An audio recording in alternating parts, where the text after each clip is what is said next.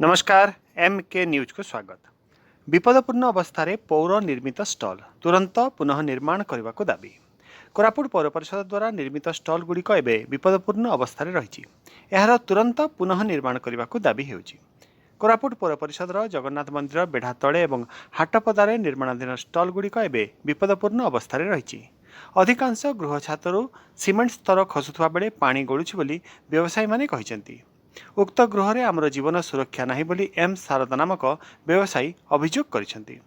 एपरिक वर्षा दिन में सुरक्षा निमंते हेलमेट पिंधिବାକୁ पड़ुछि बोली से कहिसेंति। गृहगुड़िकर रक्षणाबेक्षण अभाव एभली परिस्थिति उपुजिछि बोली से अभियोग करिसेंति। पौर कर्तृपक्षଙ୍କୁ अवगत करा जायतिले सुद्धा कौनसी पदक्षेप निया जाई नाही बोली से कहिसेंति। जनजीवन प्रभावित होबार आशंका रहिथिबारु प्रशासन त्वरित पदक्षेप नेबाकू हाटपदा व्यवसायी रत्नाकर राउत दाबी करिसेंति। ए संपर्क में पीडब्ल्यूडी कर्तृपक्ष काउंसिलर माने भेटी स्टल गुड़िक जांच करी असुरक्षित प्रमाणपत्र प्रदान करने को कहुला बोली काउंसिलर मालेश्वर राव कहिसेंति। कोरापुट पौर परिषद 14टी स्टल असुरक्षित अवस्था रही चिन्हट कर डुडा प्रकल्प निर्देशक तपन कुमार नायक कहिसेंति। पीडब्ल्यूडी विभाग रिपोर्ट आसिबा परे पुनः निर्माण कराजिबो बोली से कहिसेंति। 6 मास पूर्वे कोरापुटे 2 महला कोठा भुशुड़ी जड़े व्यक्ति मृत्यु होइतिला। अघटन घटवा पूर्व तुरंत जांच करी पदक्षेप नेबाकू दाबी हेउछि। 2-3 थर आम म्युनिसिपालिटी कहलु किंतु 25-30 वर्ष तले मु स्टल नेली एबे पर्यंत जाको ताहा केबे मध्य मेंटेनेंस नाही किंतु आम स्टल रहिले मध्य हेलमेट पिंधिक रहबाक पड़ुछि काहेकि पत्थर गुंड राड सब आपण देखंतु पूरा बाहरी पड़ुछि किछि ना को छाई पे आम रहउछि वर्षा पे कि सेफ्टी पे किछि नाही हमर लाइफ सेफ्टी किछि नाही ताकू दया करी केमितिले रिपेयर किंबा ये अवस्था रे हमको ठीक करा जाओ। देखंतु विगत दिन में गोटे विपद घटला हेडक्वार्टर सामने गोटे व्यवसाय मृत्युवरण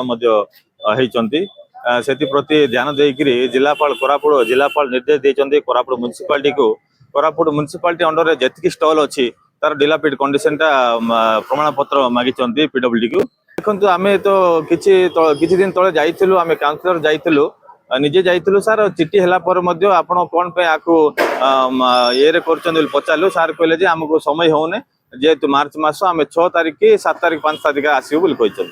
बहुत स्टल अच्छी अधा भग्न अवस्था अच्छी से प्रति जदि प्रशासन तदंत करी जोटा अति डैमेज हो जाए भांगिक नुआ गढ़ातु नहीं तो बहुत जनजीवन नष्ट होवार संभावना भी अच्छी।